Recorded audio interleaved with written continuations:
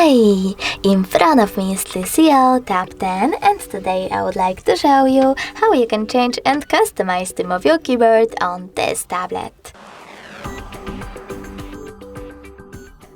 You need to begin by accessing settings and scrolling down. Now choose System, Languages and Input, Virtual Keyboard and Gboard. Finally, click on Theme and scroll down. Now you can click on Show More over here to see all available themes, and when you're ready, click on the best one for you. After that, manage keyboarders thanks to this switcher and tap on Apply. As you can see, when I go back, my keyboard has changed. But you can always go into exactly the same settings and click on this plus icon under My Themes. Now select the photo that you wish to apply as your keyboard's background, pinch it to scale and drag it to move. Then tap on Next. Adjust brightness by swiping left or right, tap on Done, and finally manage keyboarders.